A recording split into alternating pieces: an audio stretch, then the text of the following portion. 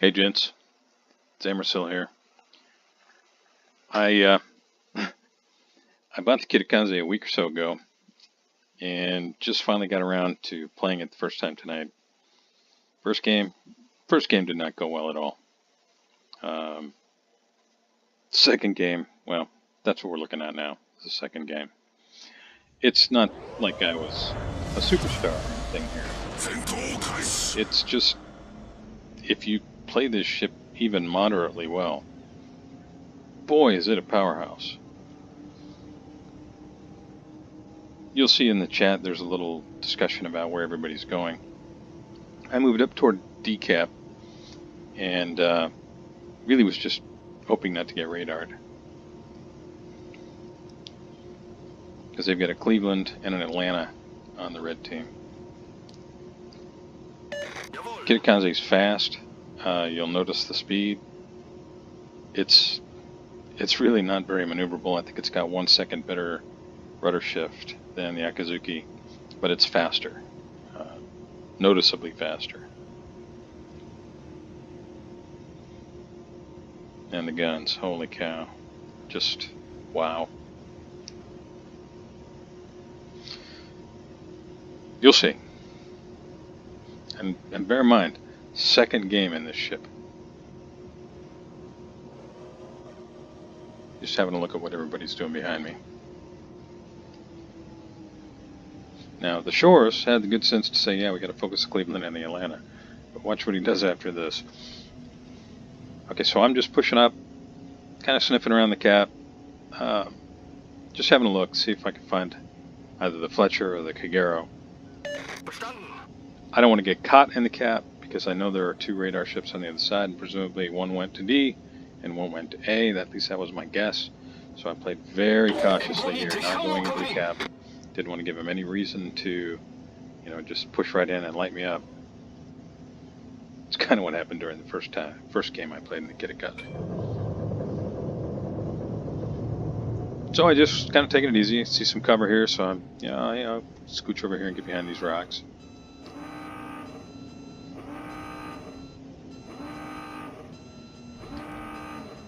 A fairly typical, slow, gotta watch out for a radar beginning to a game.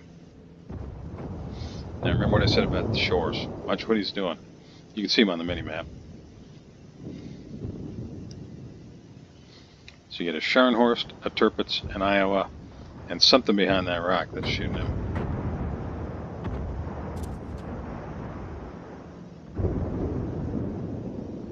I'm just having a look at what direction Tirpitz is going. Okay, so there's a Helena now.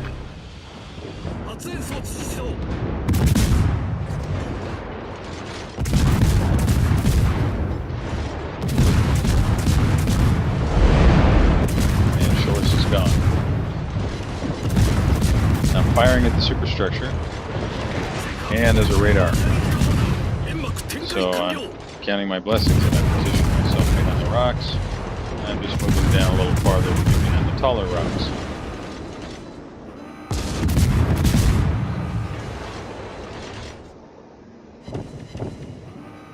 Now RNG was not especially kind to me. 41 hits. No fires, 43 hits, no fires, 6,800 damage. So, moderately slow start, but, I mean, just look at the Daka Daka. I mean, the guns are they just don't stop.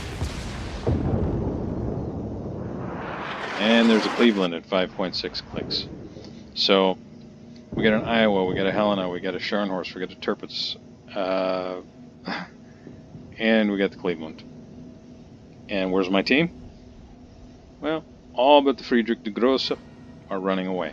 So, discretion being the better part of valor, I decided it's time for me to get the hell out of Dodge. Because it's just a matter of time till the Cleveland's cooldown is over and he presses the radar button again, and then they all come down on me. So I'm just going to get out of there. There's my commentary there about the Shores in the chat box. In Massachusetts, he does spin back around. He tries to get guns, at least pointed in the direction of the red ships. He and the Friedrich de Grosse stay on this side. And they're doing, at least in my mind, a respectable job of kiting.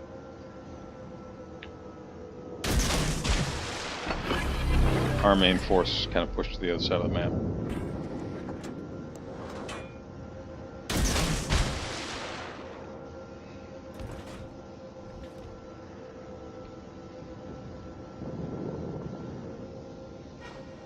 I wanted to open up on the Cleveland, but I knew if I did, all those ships on the behind him, Tirpitz, Sharn, Helena, would all open up on me. Turns out, as you'll see here in a minute, they were all going to get a chance to shoot at me anyway. Yep.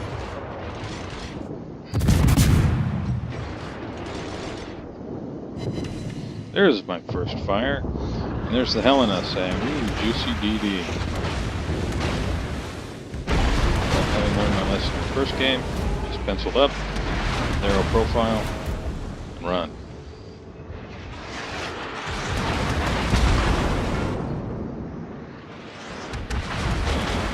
No significant damage, really. I've got my engines damaged. You can't make full speed, but I'm still able to maneuver.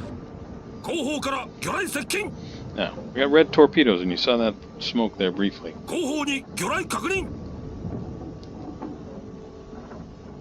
And given the distance from the smoke, yeah, Kagero.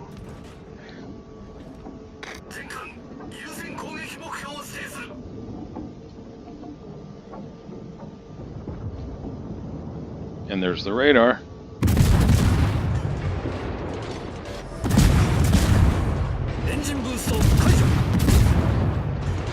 Cleveland's reversing into the cap there. Now he's moving forward again.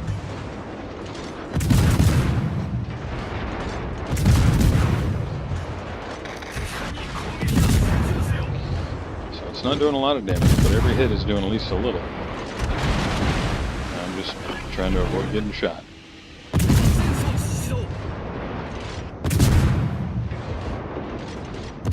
Smoked up.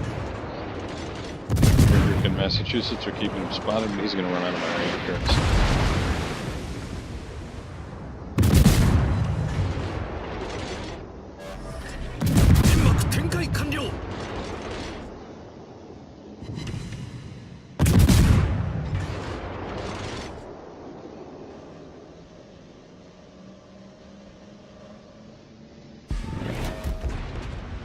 Grossa moved into my smoke and I lost sight of him.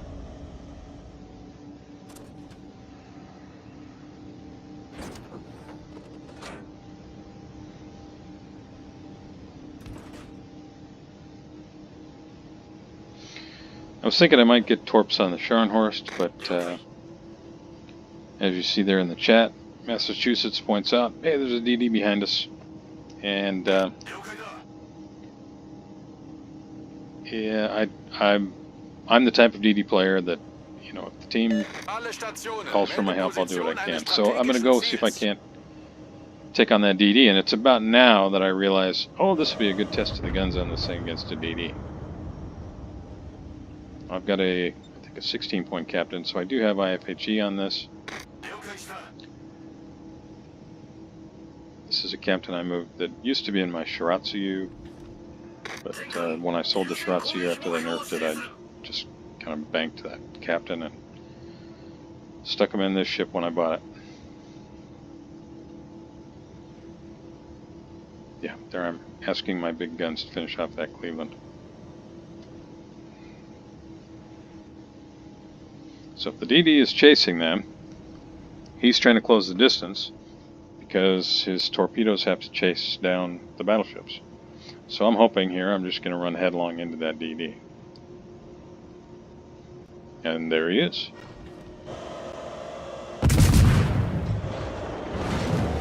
He was at full health, 15,100.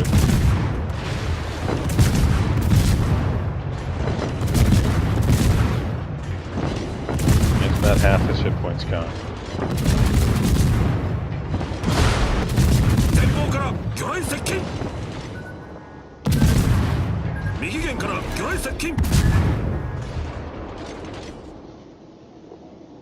So What do you think? Fair to say 2/3 of his hit points were gone and just that brief exchange? So, if I were him, I would be pushing out the backside of that smoke and trying to angle away, keep my guns freed up, and pray that my torpedoes reload in time. So I noticed that the smoke tends to kind of wind to the left. You never know. Depends upon how clever the DD player is. He might have gone to the left and then swung back around to the right, but my guess was he probably just continued north, hoping for some help from the Cleveland. And the Cleveland, he's probably aware of his situation and moving to help. So anyway, so I'm going to pop out of the smoke, have my guns ready. There he is. He went straight back, but just take a second or two. Just like that. He's gone.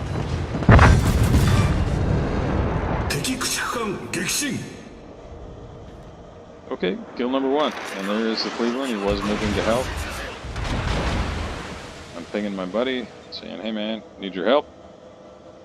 I came back and took care of that DD for you. Put some shells on the Cleveland. So Cleveland is now paying attention to the battleship, and I am going to turn and try and re-engage. Just a question of getting back into position.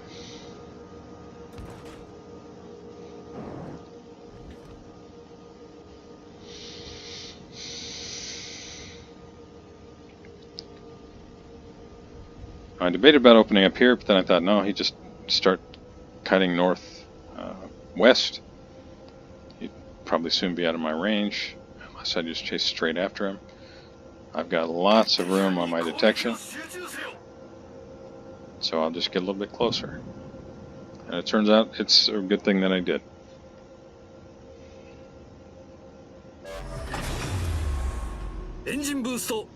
Speed boost just ended. Yeah, he's already starting to kite a little bit north, so okay,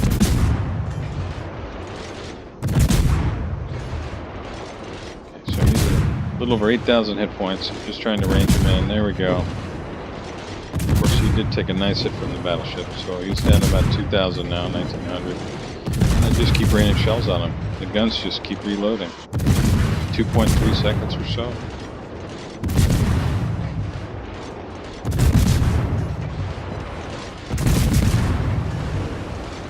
And that should about do it. Okay, so looking at the score, we are down 686 points. Now 726 points to 563 with the Leon going down. So we need caps as well as kills. So I'm going to go ahead and race up and try to grab the decap.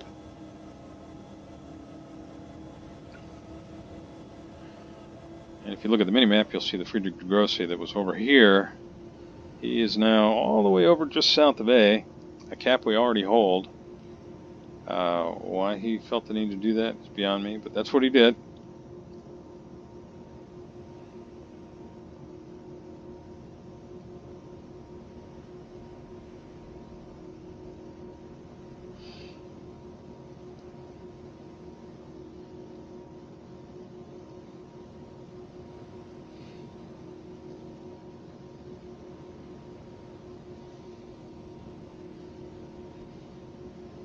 So without speed boost, 37.7 knots. I think I've got the speed flag on, but still much better than the speed in the Akazuki. It's a noticeable speed improvement. So here I'm just kind of watching the minimap and trying to decide now what can I do? What will be the thing that could help the most? And I'm saying, well, we got to get the decap. That's for sure. And it looks to me, more or less right now on the minimap, that the red team's probably going to try and circle around and come south, which means that Gross is going to be by himself. So once I get in the cap, I'm going to start heading that way. But as you'll see, not in time to save the de Grosse. Not only does he head into the A cap that we already hold, not only does he show broadside to basically the entire red team, yay Duke of York. Puts us 711 to 770 now on the scoreboard. But the DeGrossa captain sails broadside next to an island and allows himself no room to maneuver.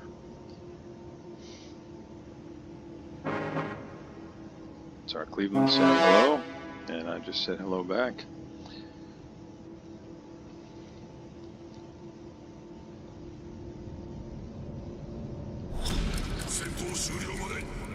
Okay, so we're roughly 50 points down, 40 points down.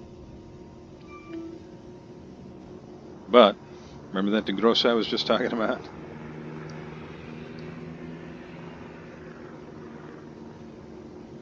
And Duke of York's pushing into the B cap. Look at, oh, the score was so close.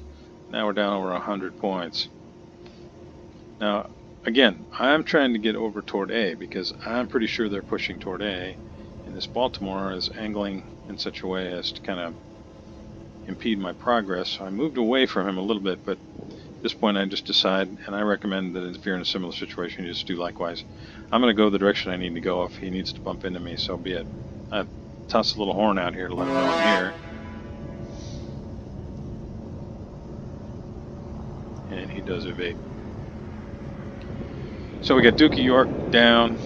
Hipper's still pushing toward that cap. Now we're down 163 points, 167 points. Hipper has the good sense to not rush in quite as quickly. And he's got our Massachusetts backing him up now.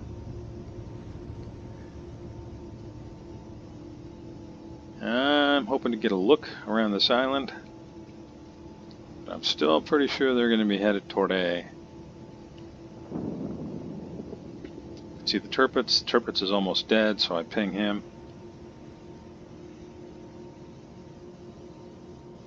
But not in time.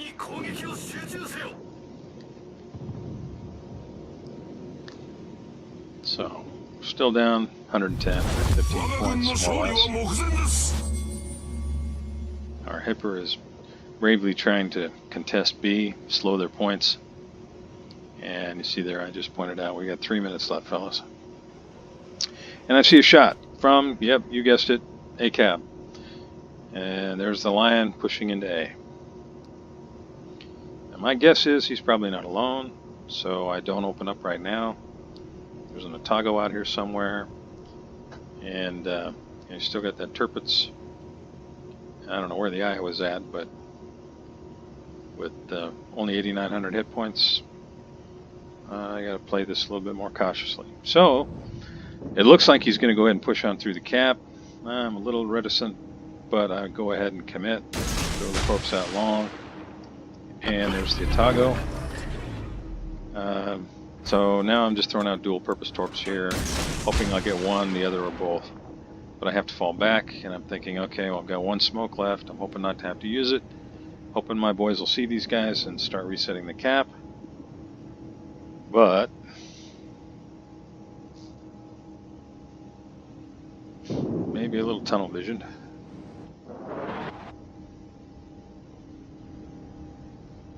First shot.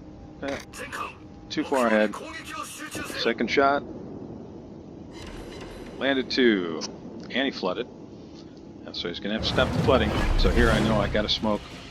We got planes in the air. And then I realized, okay, I'm the only one with line of sight to these guys. So I'm going to have to keep moving.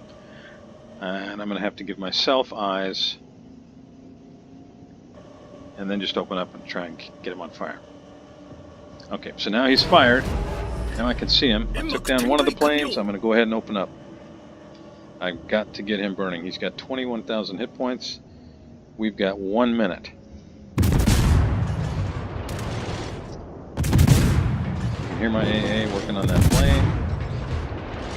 And Daka, Daka, Daka. Trying to pencil up a little bit. There on my profile. A little damage. Just keep pouring it on. I got the first fire, so I start aiming at the front and the rear. It's accelerating, making it a little more challenging.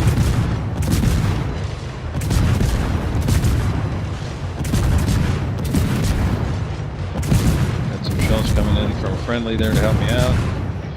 And just look at the HP melting on this guy.